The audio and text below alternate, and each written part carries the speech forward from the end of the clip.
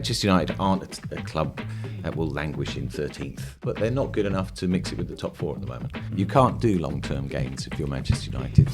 It's essential that Manchester United win regularly.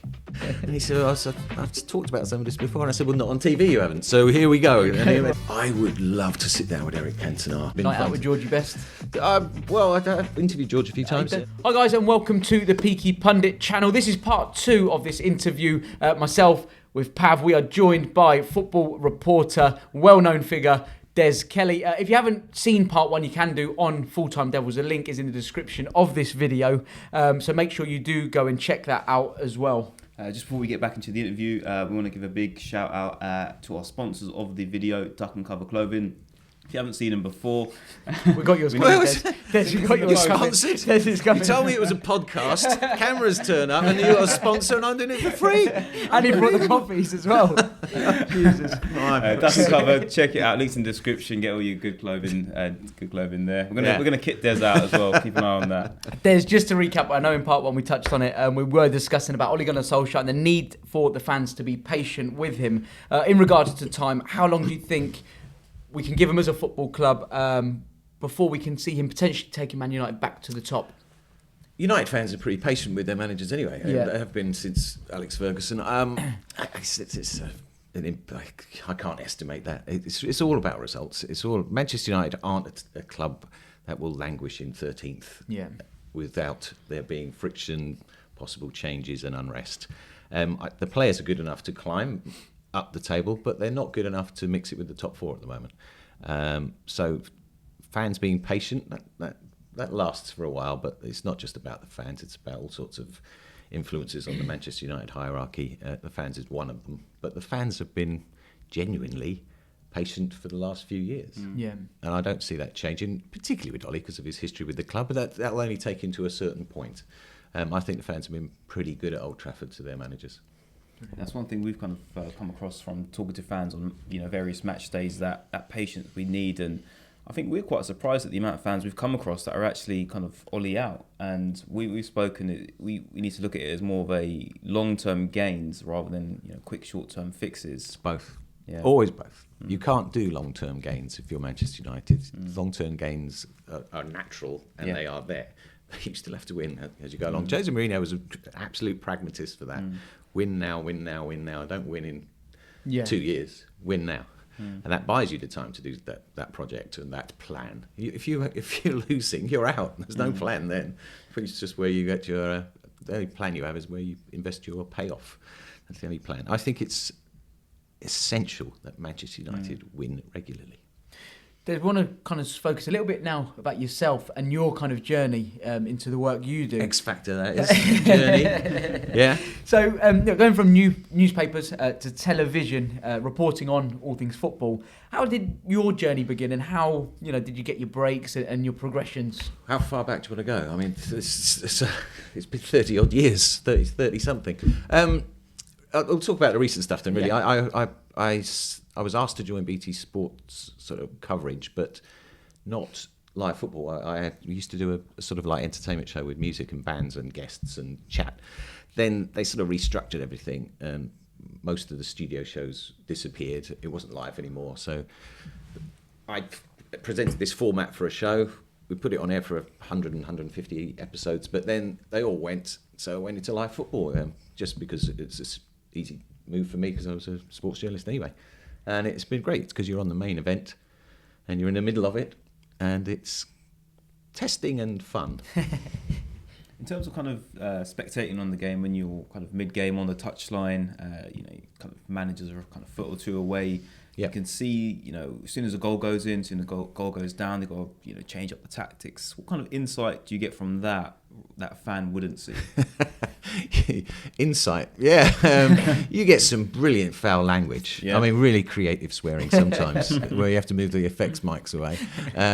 You are in and amongst it, but it's not a sort of situation that you're going to have a little chat with the manager halfway through. You can, if something's happening, you can find a bit of info, injuries, why so-and-so came off, who's done this, who's done that. Yeah, I mean, what are you saying? They're going to turn around and shout at the bench. Yeah, you hear all that, and you see some little tantrums and things and shirt and boot throwing, but camera picks most of it up as well. I mean, cameras are trained on the managers, not much they can get away. There's a lot of this going on these days, you see, so we could do this whole thing like that. And there's not much the cameras miss. Just on that, is there anyone in particular who surprised you with the amount of foul language that might use? No, it didn't surprise me, no. I remember Tony Pulis, we had to literally clear one side of the pitch of the microphones because there was a lot of, have you got a bleeper on this podcast? He would have filled a swear box just in the first 10 minutes. Wow. But yeah, that's what you get. You know? I think even Pep Guardiola had a little at John Stones the other day when he wasn't ready to come on. He told him exactly what he thought. I won't repeat it, but you can probably guess without. When it comes to you doing a big interview as well, have you got a way you would prepare for it? Obviously, taking your notes. Mine is I wear a lucky hat. Have you got a lucky pair of socks or anything that you wear? Or? No, because you haven't given me any clothing or a hat or a pint. None of the things that I was advertised, but you brought cameras for a podcast. What was the question? How would you prepare for like one of your big interviews? I will think of a load of questions. It depends how long you've got. I mean, and some interviews you don't have to do anything. Jurgen Klopp rolls in, he's off and running. You don't have to ask him much. I interviewed Gary Cahill yesterday to preview the game, and he was excellent. So and also he's a lovely bloke anyway. It's a good story to tell because of course his last year at Chelsea was disappeared really. So he walked in and he said, I don't want to talk about past, and I went, well, tough, because I've got a list of questions. And he said, I've talked about some of this before, and I said, well, not on TV you haven't, so here we go. And he was great.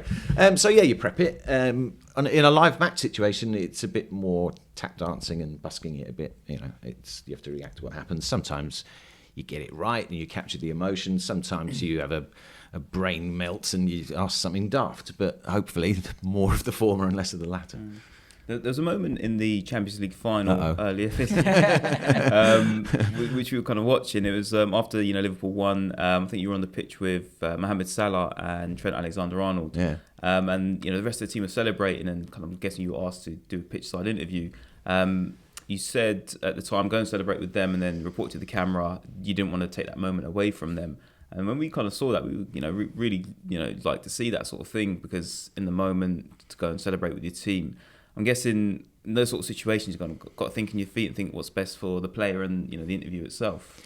Yeah, I mean, what happened behind the cameras, I could see the team running towards the Liverpool end like the red arrows. I mean, they're a high pace. I see Virgil van Dijk coming, and I could see out the corner of my eye, and the two players are looking. So Mo also couldn't hear me because of the noise, so I just thought, I'll let them go. To be fair, it could have been terrible TV because I just threw it back, but the director Richard Dickey picked up the overhead shot and followed them in, so it looked like it was quite coordinated, and Gary picked it up, but it could have been horrific. Lineker could have just gone, oh right, okay, and then carry on. So it worked well. It's because we had time. In the semi-final, I had to interview the players even amid the celebrations, and I was getting stick for that, and I was conscious of that as well. But I had time in the final. I knew we had a long post-match, so I knew I could send them away and bring them back, and we wouldn't be off air. And Jordan Henderson left an interview because he asked if he could help carry Klopp, when they all lifted. I said, off you go, come back. I've never seen two players run away from an interview quite so happily, though. I mean, Mo Salah, he was like, he just ran away like this, like I've been freed. But I did it on purpose because I thought if it's going to be bad for us if they're all celebrating and I'm still talking to these two guys here when they want to be there. So luckily they ran away with such enthusiasm. It was a bit insulting, but they did come back, and they came back very quickly. And they were both. Trent particularly was a very good interview in that post-match scenario. Yeah, it's chaos down there, though. You have to kind of busk it. Yeah. And kind of manage it as it goes. For the kind of final part of the show, Joe, we put some questions, or we asked our viewers to send in some questions for yourself to get a bit more of an insight. We've got some questions that are sent in. The first one, and this is what I would normally do if I don't want to take responsibility for the things I'm about to ask.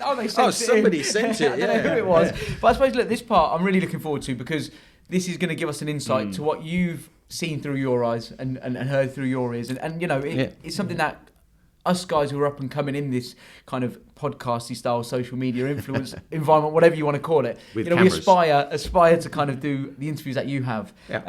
Today, but if I do a whole, I'll answer everything. I have nothing to say, like Jose Mourinho. Okay. I have nothing to say. But up until today, what has been the most memorable interview you've done today, whether it's a manager or a player? Oh, that's a good one.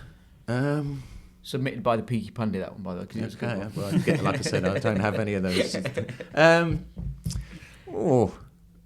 What's it? Gareth Bale winning the Champions League and then declaring he wanted to get out was quite a moment. There's a few. I'd have to spend a bit of time now. I like interviewing certain people, that the ones who are generous and react to you. Doing Klopp at the end of a football match when he's won the Champions League and he's quite animated. Yeah, I can use the odd swear word. Can I? It's Yeah, not a really yeah. So I said, God, if this was Germany, you'd be covered in beer. And he said, yes, I'm normally half pissed by now. and those kind of moments that take you beyond the sort of cliched interview. So you want those moments that are emotional, like Pochettino crying on the semi-final and things. You want, if you can just capture the emotion. It's not Paxman, Frost, Nixon very often. It's just giving that people the facility to say something and to connect with the people who are watching it at home. Nice. Next question is a bit the opposite on that. So, what's the worst interview you've ever done? Yes. What's one of the most challenging interviews, or maybe situations you've had to report and think on your feet, and what's one of the most challenging ones? Well, I mentioned Jose's already, that I have nothing to say, which is a great start. The challenges are normally technical. So if things are going wrong and there's no sound and there's an echo or somebody's talking to you, but it comes through 10 seconds later than it should, that kind of, they're the challenging scenarios. The worst interviews to do are usually with the losing manager, whoever they may be, because the winning manager is always in a very good mood and the losing manager is pretty tetchy, and some of them can get tetchy, so you sort of tread carefully a little bit. But there always comes a point in every manager's career and every reporter who's asked them the question where you literally have to ask, are you going to be here next week? Or are you going to still be in a job? And so there always comes that point. The next question, what we had sent in, is a bit of a tricky one, because I know you've probably interviewed everyone and anybody within football, but is there anybody you've not had the opportunity to sit down with yet that you would like to? I would love to sit down with Eric Cantona. Oh, wow. That would be... Can we come with you for that one? You might have to. We'll bring the camera. I won't have a clue what he's talking about, or half of it.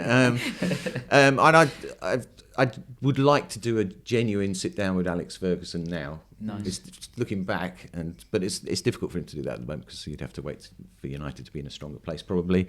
Most people are good to interview. Jurgen Klopp's a great interview. Pochettino is a generous, warm character who gets really emotional about all sorts of things. It's a pleasure to talk to these people.